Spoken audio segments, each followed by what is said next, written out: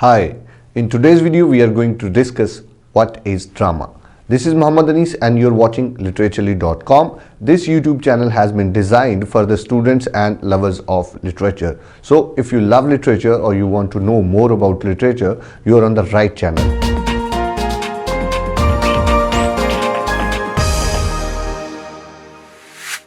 What is drama? We are going to find the answer of this question. Before talking about the structure, the definition of the drama, we can say that drama is one of the oldest genres of literature.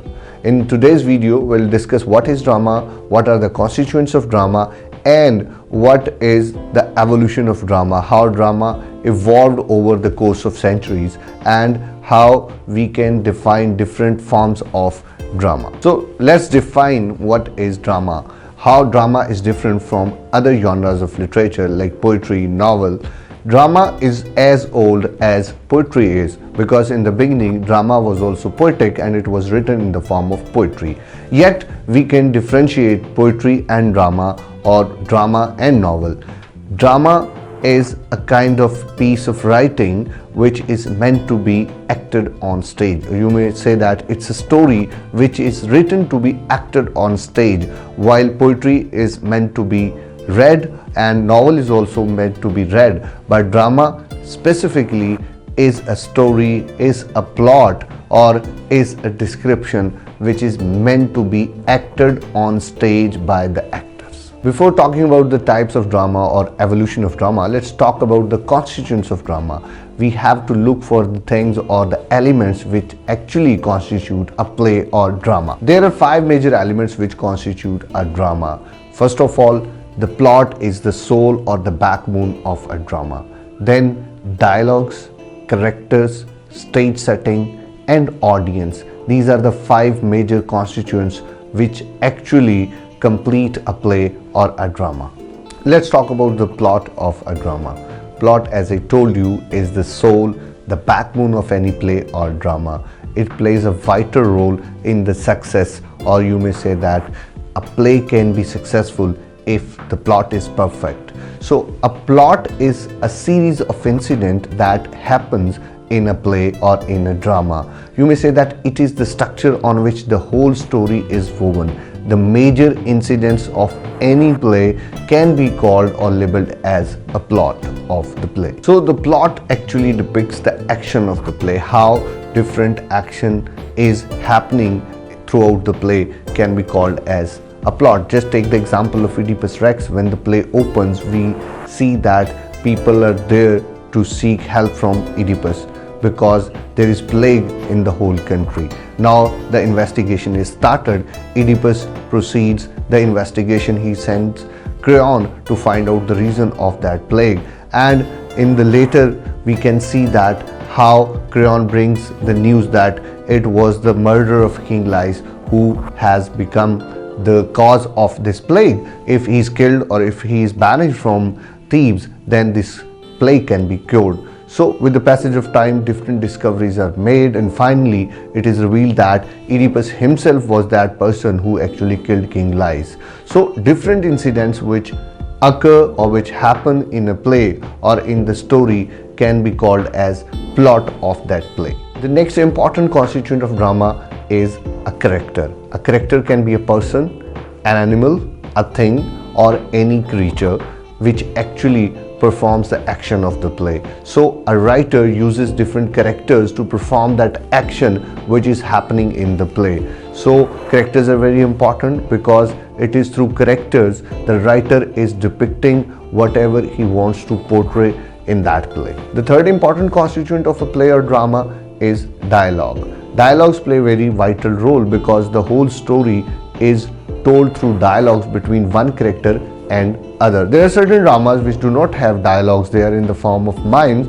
but they are very rare. When we talk about drama in traditional sense of word, so it always has some kind of dialogue. So dialogues are also very important because there are certain plays or dramas which are famous just because of their good dialogues. So plot is important, and at the same time dialogues are also very important part of any play or drama. The fourth important constituent of a play or drama is its stage setting, because stage setting is also a kind of language which is communicating a lot about the environment, about the era, about the history, or the place of the play in which it is being performed. So stage setting is also very important.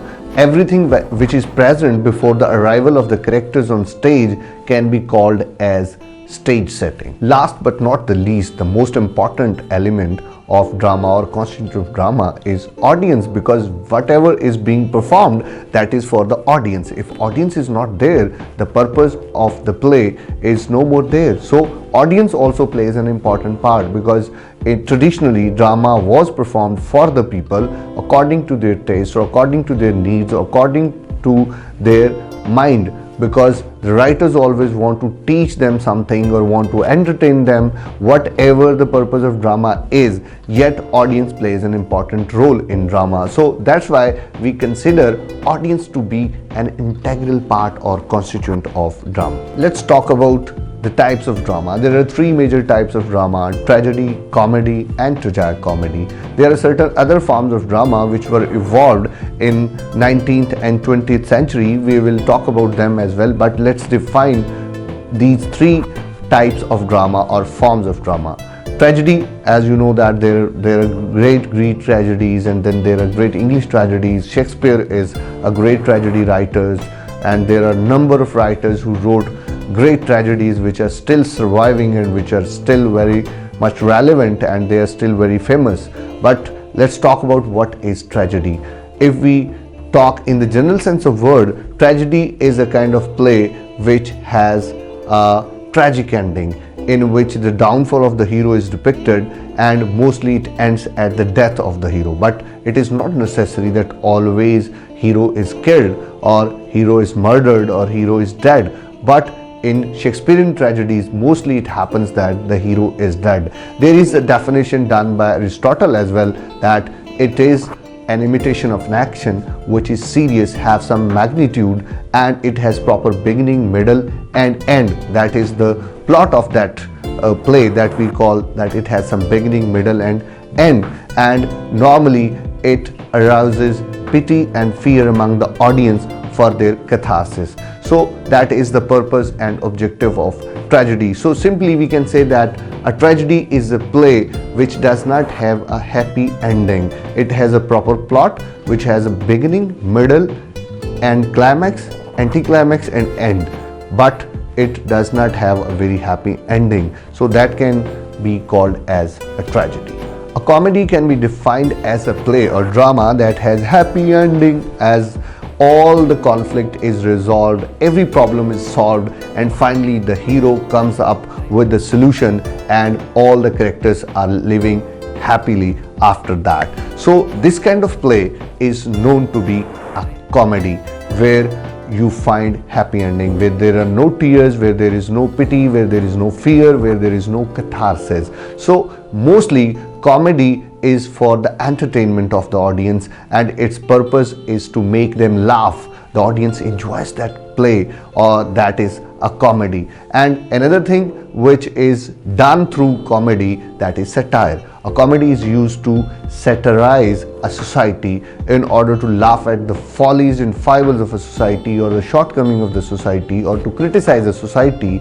A playwright writes comedy. Let's talk about the third type of drama, that is tragicomedy. As it is very clear from its very name that it's a blend of tragedy and comedy.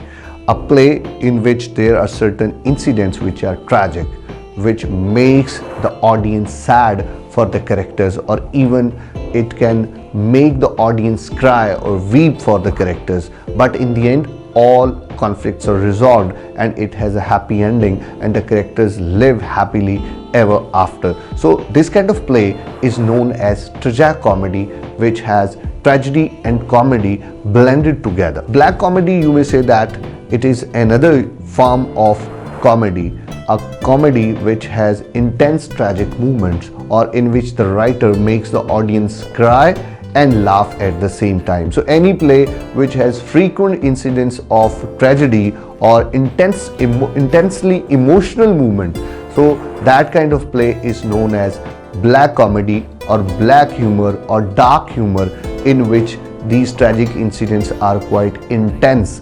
There is melodramatic situation in the play, but in the end it has a happy ending. So that kind of play can be called as a black comedy, or even you can say melodrama, not in the strict sense of the word, but that melodrama is the part of that comedy which has a happy ending and it has certain intense movements which can make the audience cry. So that is known as black comedy or black humor. There are two other forms, or you may say that the structures of the play which are important to be mentioned here: epic theatre and theatre of absurd, because over the centuries, when the socio-political changes have occurred in 19th and 20th century, drama also got evolved, drama also got changed, and this change can be seen or observed in the epic theatre and also in the theatre of absurd. If we talk about epic theatre, the concept of epic theatre was introduced by Brecht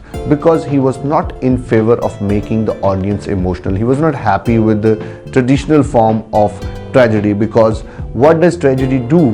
It just makes the audience weep for the characters and they were just emotionally moved. So he believes that the responsibility of a dramatist is not to move the audience emotionally, rather than he should move them intellectually. The audience should learn something, should learn some message from the play, and they should be more advanced in their learning rather than just emotional hue and cry, and they should feeling pity and fear. So he rejects this Aristotelian idea of pity and fear and catharsis. So he believes that the duty of the dramatist is to make the audience learn. He should move them intellectually rather than emotionally. So to serve this purpose, Brecht has made many changes in the structure of the play. He has divided the plot of the play into many episodes, into many scenes, because after every scene he brings up someone on the stage and tells the audience,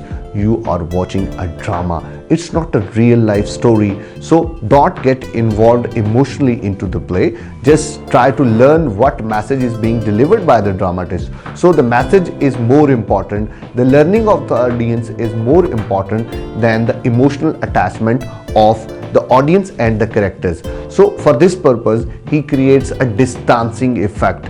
The audience should stay at distance from the characters. That's why he divides his play into many episodes or into many scenes, and after every scene people come with placards on the stage that, dear audience, you are watching a play, it's not a real life story, no one is suffering. The purpose of the playwright is to tell you about certain realities of life, certain realities of society. You should think about it, you should ponder about it, and you should contemplate about those realities rather than just emotionally crying or weeping for the characters. So that was the sole purpose of Brecht, that he wanted to move his audience intellectually rather than emotionally. Theatre of Absurd is a very interesting form of drama because it totally disrupts or destroys the traditional concept of drama. It does not follow the plot which is known to be good plot or bad plot. Rather, it has no plot, there is no action in it, there are no great characters, there are no heroes in that play. So you may say that Theatre of Absurd is totally different. Rather, the writer of Theatre of Absurd totally turned this drama or the form of drama upside down. Theatre of Absurd actually came into existence after the World War II, because the writer of Theatre of Absurd believed that life is absurd, life is meaningless, and life cannot be explained rationally or logically. This whole universe is illogical, irrational, because they believed in existentialism, that there is no purpose or meaning of existence that can be given, or you may say that there is no innate meaning of existence, or rather human existence. So they believe that the life which is absurd can be presented or explained through absurdism, or through absurd characters or absurd dialogues or absurd situations. So everything about these plays is absurd. So there is no plot, there are no characters, there are no great dialogues. Dialogues are there, but there is no action in the play. So we can never judge what is difference between Act 1 and Act 2. if one thing is happening in Act 1, the same thing is happening in 2. There is no proper beginning, no middle, no climax and anti-climax and end. So structurally, theatre of absurd is quite different, rather opposite, or rather there is no element of drama in the theatre of absurd which were found in the traditional drama or well-made drama that was made in 19th century or previous to that, or Shakespearean age or Greek age. So this theatre of absurd is quite different from the traditional or well-made drama. Now let's have a quick recap of the whole video. Today we talked about what is drama, what are different constituents of drama, what are different types or forms of drama, and a little bit we talked about the evolution of drama, that what changes have occurred over the centuries and what kind of play is being produced in 20th century and 21st century. We'll have a detailed video about the evolution of drama from Greek age to the present age. And I think that is all from today's video. We'll talk about different aspects and evolution of drama in another video. That is all from today's video. Do like and share our videos, and if you have any question or if you want that we should talk about any particular genre or particular writer, you can comment in our comment section. Do subscribe our channel and also click the bell icon for regular notifications of our new videos. Don't forget to like our Facebook page and follow us on Twitter and Instagram. Till the next video, take care of yourself. Bye bye.